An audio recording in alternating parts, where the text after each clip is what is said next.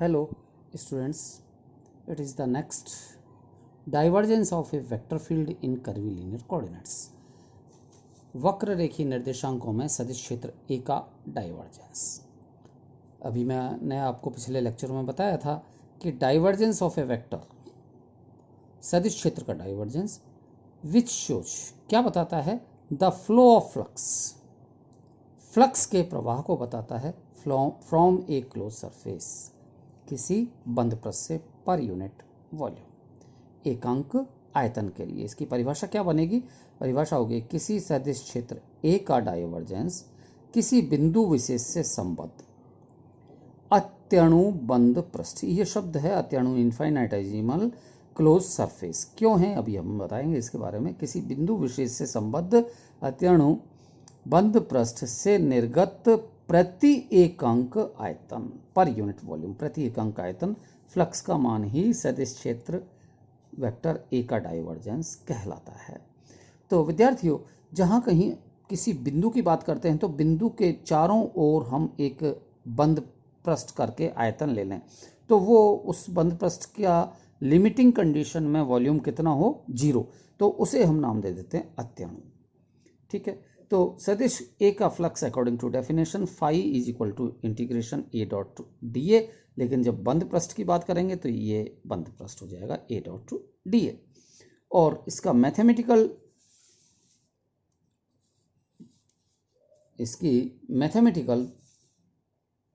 जो वैल्यू होगी, divergence A is equal to limiting condition delta V tending to 0 phi upon delta V, एकांक आयतन से निर्गत flux, and its value, flux की value integration A dot D upon delta we.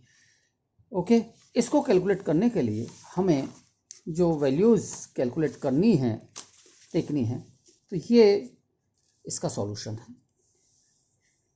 System, curvilinear system, it is u1 axis, u2 axis and u3 axis. This distance OA that is h1 du1, अभी मैंने आपको explain किया था पिछले lecture में, it is h2 du2, h3 du3.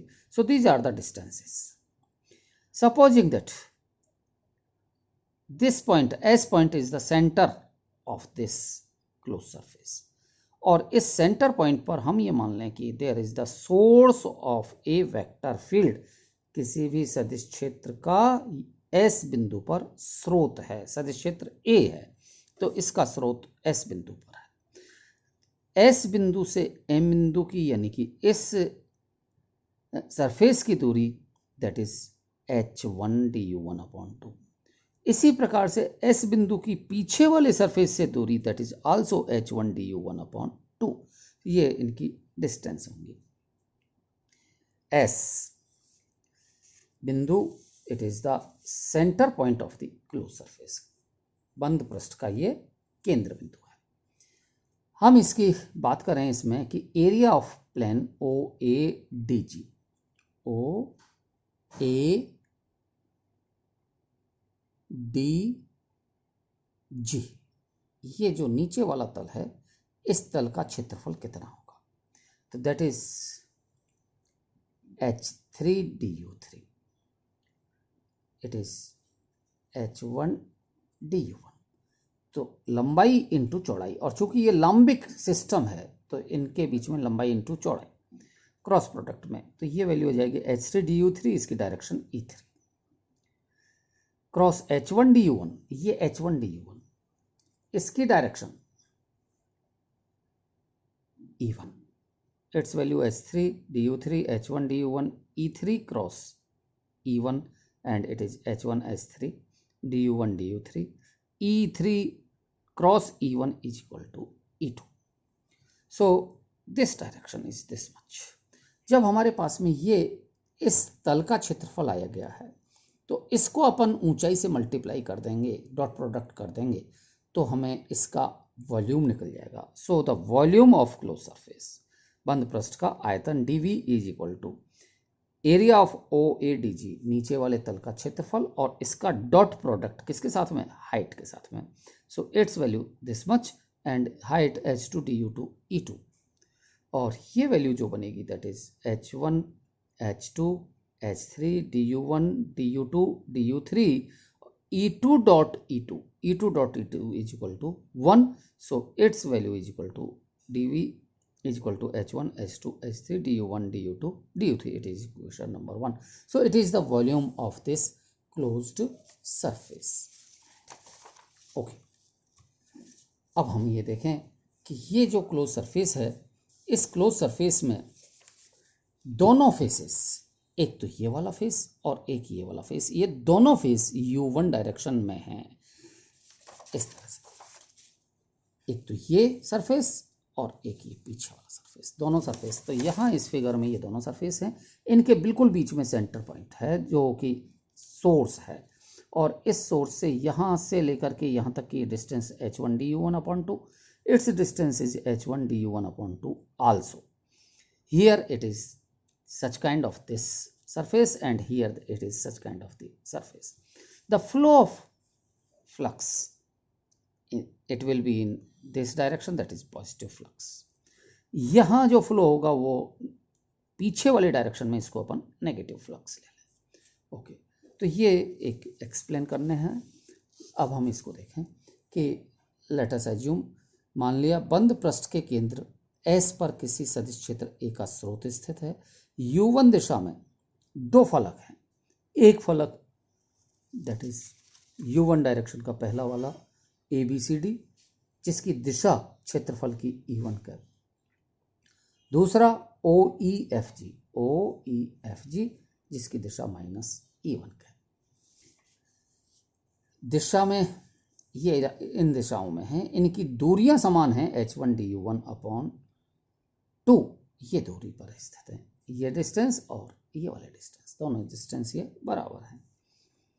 U1 दिशा में flux बाहर निकलेगा, एक इधर से फ्लक्स बाहर निकलेगा, एक इधर से फ्लक्स बाहर निकलेगा।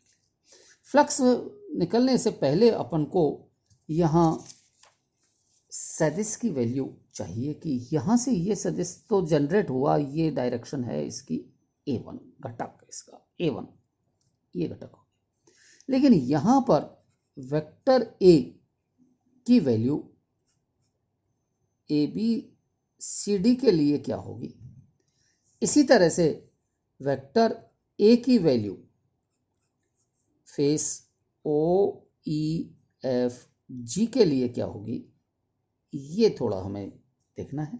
तो इसको कैलकुलेट करने का ये तरीका होता है कि M बिंदु पर सदिश क्षेत्र वेक्टर A की वैल्यू M यहाँ पर है, और यहाँ पर जनरेट होने वाला वेक्टर है A1 प्लस इस A1 में चेंज दूरी के रेस्पेक्ट में, और जो चेंज होता है इसको आंशिक अवकलन विधि से अपन निरूपित करेंगे, ज्ञात करेंगे। तो A1 में चेंज, इसका मतलब A1 में दूरी के सापेक्ष परिवर्तन की दर। तो A1 में दूरी के सापेक्ष परिवर्तन की दर डेल्टा A1 अपॉन दूरी h1 del U1 इंटू दूरी h1 du1/2। ये चेंज इस तरह से है, ये चीज़ परिवर्तन हम इस तरह से कैलकुलेट कर सकते हैं। पिछली क्लासेस में भी पार्शियल डिफरेंशिएशन की विधि से हम लोगों ने परिवर्तन करना सीखा था कि एग्जाम्पल के लिए supposing that in this direction, मान लिया जाए कि यहाँ पर ये एक कोई गाड़ी गति कर रही है और इस गाड़ी की चाल v है। कितना समय, मान लिया जाए कि ये यहाँ तक पहुँचती है और इस यहाँ तक पहुँचने में इसको समय लगता है कैपिटल T। तो यहाँ तक की ये डिस्टेंस कितनी होगी, distance S is equal to V into T as you know. लेकिन what is V? V is equal to यहाँ से यहाँ तक की दूरी delta S upon delta T, यानी कि वेग क्या है, दूरी में परिवर्तन की दर गुणा समय। तो ये एक परिवर्तन निकला यहाँ से लेकर के यहाँ तक का। इसी तरह से हमारे पास में एक वेक्टर है और ये वेक्टर यहाँ से जनरेट हो रहा है A1, हम इसको यहाँ पर कैलकुलेट करना चाहते हैं। यहाँ का डिस्टेंस है h1 du1/2। So here the vector changes in vector, delta A1 upon, जैसे डेल्टा S अपॉन, वेरिएशन किसके सापेक्ष हो रहा है, दूरी के सापेक्ष, दूरी किस में है, E1 कैप डायरेक्शन में, सो H1 डेल्टा U1, ये तो परिवर्तन की दर हो गई। और कितनी दूरी के लिए, टोटल, जैसे यहाँ समय t था तो यहाँ दूरी कितनी होगी, H1 du1 अपॉन 2, इतनी इस दूरी के लिए होगा। तो ये चेंज हुआ A1 में चेंज, और जनरेट कितना हो रहा है, A1, इसलिए नेट इस जगह पर सदिश की वैल्यू कितनी हो जाएगी, A1 plus this much. So here A1 at ABCD is equal to A1 plus delta A1 H1 delta U1 into H1 du1 upon 2, और इसकी डायरेक्शन E1 का।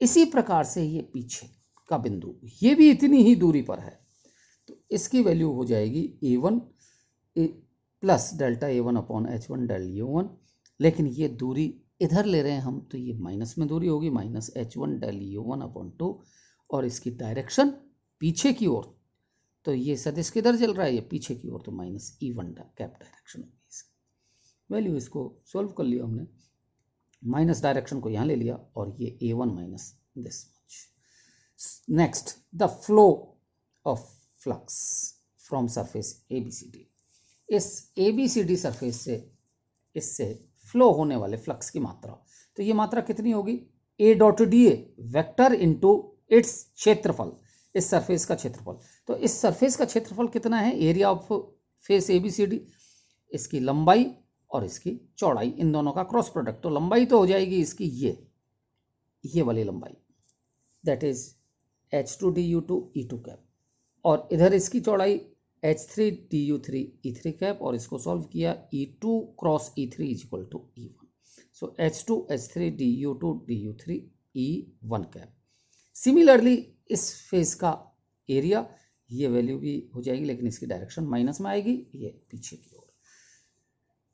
सो the flux phi ABCD is equal to A dot D है, ये ABCD का value, और ये value होगी A vector, और A वेक्टर कौन सा, ये वाला वेक्टर, तो ये वैल्यू वेक्टर की हमने, और DA अल्पांश कहाँ से रखा, ये वाला DA अल्पांश, it will be the value of DA अल्पांश।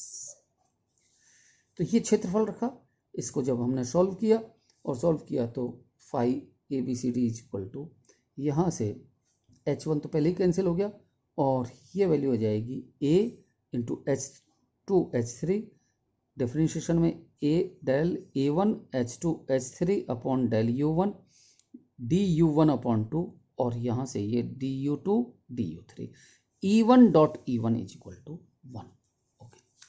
So it will be the value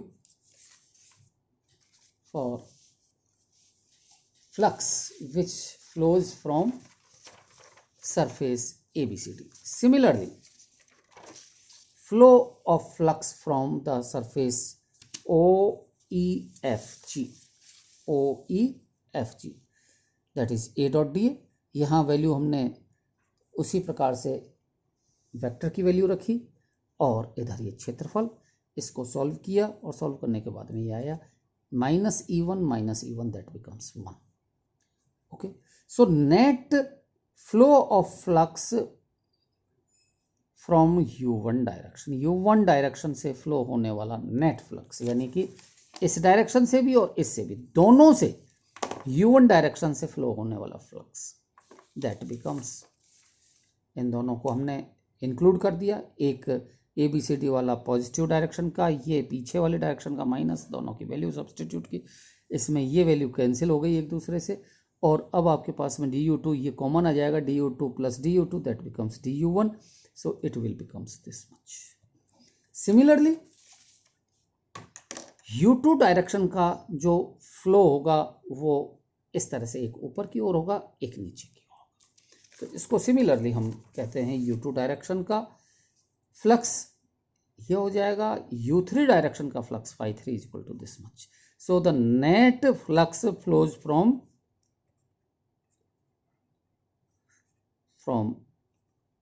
closed surface, बंद पृष्ठ से निर्गत होने वाला flux φ is equal to φ1 plus φ2 plus φ3, ये 4 5 6 इक्वेशन हैं, इन इक्वेशंस को हम ऐड कर देते हैं और जब इनको हमने ऐड किया तो ये वाली चीज़ तीनों में कॉमन आ जाएगी, तो इसको तो कॉमन ले लिया और ये मान आ गया। According to the definition of divergence, divergence की परिभाषा से, सदिश क्षेत्र की परिभाषा से, divergence A is equal to phi upon delta V, प्रति एकांक आयतन निर्गत होने वाला फ्लक्स। तो फाई की वैल्यू तो हमने समीकरण 7 में ली और डेल्टा वी की वैल्यू हमने समीकरण 1 में ली थी।